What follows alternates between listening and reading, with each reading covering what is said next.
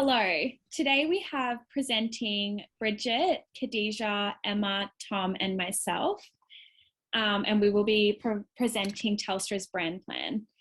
As the oldest and largest provider in the Australian telecommunications industry, Telstra remains the most dominant player, currently holding 42.6% of market share. Telstra's monopoly origins have allowed them to outperform competition and deliver price-competitive packages. Their longevity and economies of scale has led to extensive investment in network infrastructure, allowing Telstra to deliver the best on coverage. Despite these advantages, Telstra's revenue is continuing to decline. According to an IBIS World Industry report, Telstra has experienced a decrease in revenue by 11% in the last 2 years. In this presentation, we aim to provide Telstra with a detailed brand plan that takes into account their current issues, brand vision, the objectives of this brand plan, and finally, some strategic recommendations to help execute. So the main issue that will be addressed and resolved by this brand plan is Telstra's brand image. As a whole, telecommunications companies across Australia generally have a pretty negative perception in the mind of consumers, with the telecom sector actually being the most hated industry in the whole country. However, Telstra in particular have come under fire for several issues and complaints from customers. Telstra is currently rated the worst provider in the nation for connection reliability, value for money, customer support, and NBN connection. Telstra has also recently been accused of misleading customers regarding NBN speed refunds. An investigation by the ACCC was conducted following Telstra allegedly neglecting to refund consumers whose NBN lines had failed to reach the maximum speeds that were sold to them, an issue which supposedly affected hundreds of thousands of consumers. They also offered cheaper plans for these affected consumers, which also allegedly never happened. Improving Telstra's brand image is crucial in maintaining their market share and protecting the longevity of their business. Strong and positive brand image makes an impression on consumers, creates recognition and positioning within consumers' minds, and builds credibility and equity within your customers' minds. And all of these factors contribute strongly to a customer's purchasing pattern and thus directly impacts the success of your business. Telstra strives to build a connected future so everyone can thrive. The company recognises the ever-changing nature of the telecommunications industry and its enormous growth. This has led to the development of their corporate strategy, Telstra 2022. This vision involves 4 pillars which aim to improve customer experience through the simplification of products and services, empower customers through the simplification of operations, and introduce an extensive cost reduction program. Our vision for Telstra is to create a customer-focused and socially aware brand identity designed to cater to the new generation and their values. Telstra can achieve this by staying current with technology and revamping their customer processes. We will discuss how we aim to achieve this in the following parts of the presentation. The main 3 objectives we aim for is to firstly, improve overall customer satisfaction by 85% in the next 2 years by making sure all inquiries are handled in a friendly and speedy manner. Surveys containing feedback will then be sent out to customers' emails to rate the service. Secondly, is to grow social media such as Facebook and Instagram. Nowadays, millennials are taking over technology. Facebook is used by 90% of millennials, while Instagram is their second most popular choice, with 61% of millennials using it. By growing social media, Telstra will be able to gain more followers and engagement by promoting posts and ads, which will lead to more customers. Lastly, improving brand awareness in a refined target market such as millennials. This is the generation with the most purchasing power. According to Nielsen, millennials are active mobile buyers, as this generation makes 40% of its purchases via mobile phone. They do half of their online shopping using a laptop. When it comes to smart home devices, millennials are slightly more likely to use them than other generations. Not only do millennials hold great potential as a new wave of parents, they also carry their fair share of weight when it comes to spending. Since 1981, when Telstra was brought to Australia, Telstra has developed positive brand associations for its business. This is due to the continuous innovation and through community involvement. Telstra has helped develop the telecommunications industry through their ever-evolving innovations. This entices customers to have access to an international telecommunications leaders, services, and products. Telstra have incredible community involvement. Telstra have created the Telstra Foundation to teach the younger generation about coding, digital marketing, cyber safety, and robotics.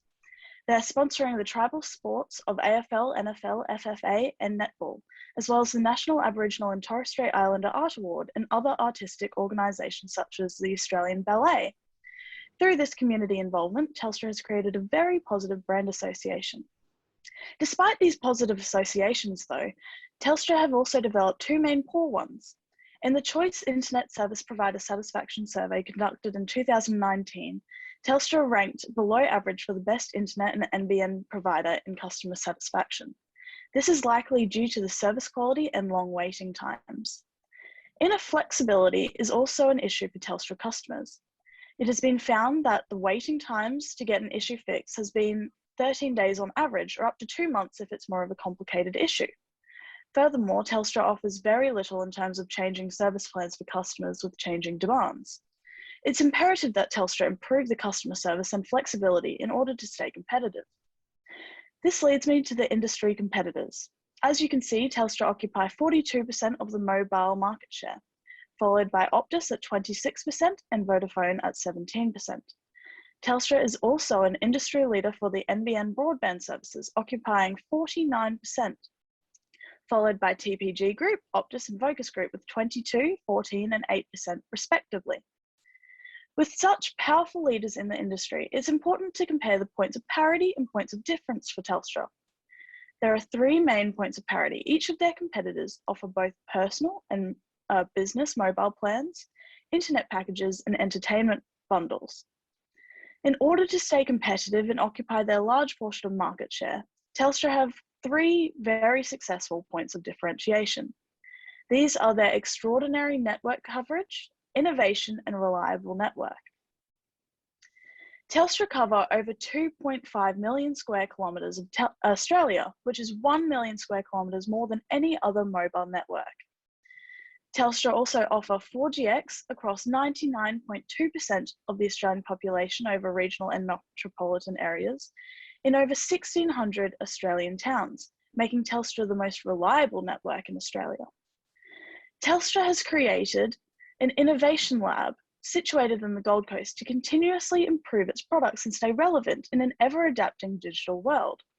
This lab has been known to release virtual reality technology and try to find ways to make VR more mainstream and with VR standalone devices. Telstra has also released value-creating technologies for customers to use, such as an application on mobiles and devices to access their Telstra information and entertainment. The first recommendation that we believe will help Telstra to improve their brand image is a social media campaign surrounding customer service. Social media is a key tool in raising brand awareness and increasing consumer trust within this millennial target market. And not only is social media both a cost-effective way to connect with this lucrative market, but it can increase the overall profitability and longevity of your company. The key to an effective social media campaign is to tailor the content to the target audience so that they're more likely to interact with and share your content, which in turn boosts engagement and helps you to reach new customers. In this particular instance, it's key to address the current consumer concerns before trying to launch any new strategies and campaigns. It's crucial that your customers understand that you are hearing their complaints and actually trying to fix them. This campaign will be framed as saying, "We know we can do better and we want to hear how." The first step in this social media campaign will be to ask consumers exactly what they want Telstra to improve upon in order to create a more positive customer experience.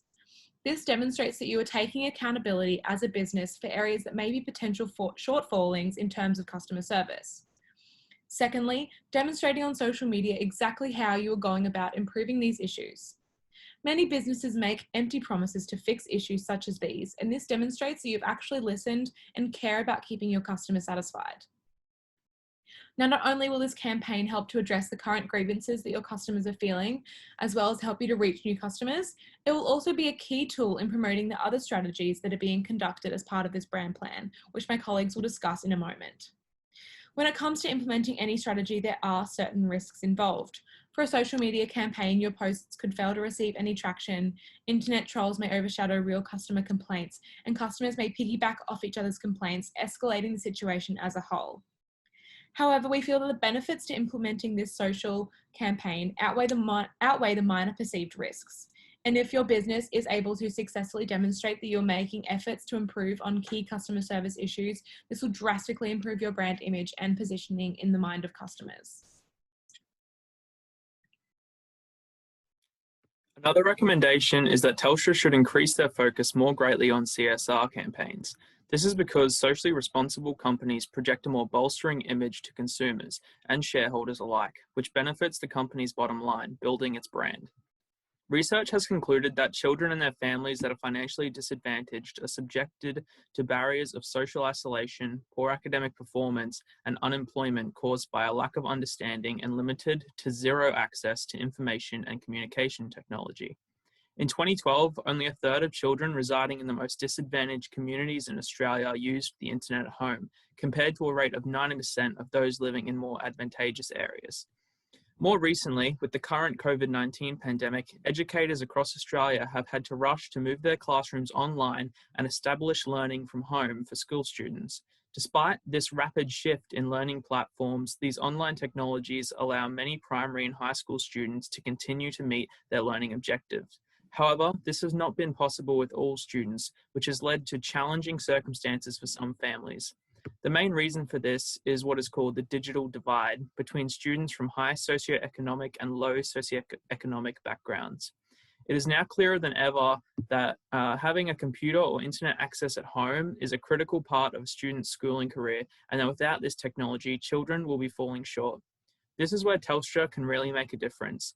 Telstra can partner with organisations as well as create their own initiatives that help support disadvantaged students. A great idea would be partnering with the Smith family, a children's charity helping disadvantaged Australian children to get the most out of their education so that they can create better futures for themselves.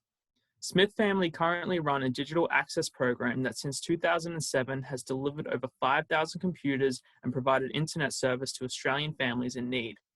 Telstra can start offering mobile phones and tablets, which can help these students to do their schoolwork, as well as offer internet or data plans to connect them to online learning platforms. These products can be offered at either a heavily discounted rate to these families or donated through a charitable act.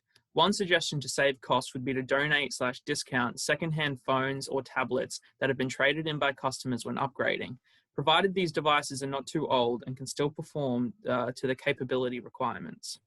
Participating in an initiative that supports an Australian-wide issue and helps the community will benefit Telstra's image and portray them as more than just a phone company, but as a part of Australia and its spirit. Lastly, it is recommended that Telstra increase customer satisfaction by improving response times and quality of response service. According to Forrester research, 77% of customers say that valuing their time is the most important thing a company can do to provide them with good online customer service. It was identified that this is a pain point for Telstra's customers and one of the company's biggest downfalls. Customer expectations drive their experiences. If Telstra aims to exceed these expectations with improved response times and top quality service, it will resonate with the customer and reflect positively on the company. We suggest that Telstra initiates a people-based customer service strategy. By providing detailed and in-depth quarterly training, Telstra will give their employees the means to positively represent the brand and create lasting relationships with customers. Instead of having computer-automated responses with lack of emotional intelligence, customers will have the chance to speak to someone who can effectively diffuse situations and ultimately guarantee positive experiences. The downfall of this strategy is that it requires a lot of time. This may affect productivity and work progress during allocated training times. It will also require in-house training development, which can be daunting and costly.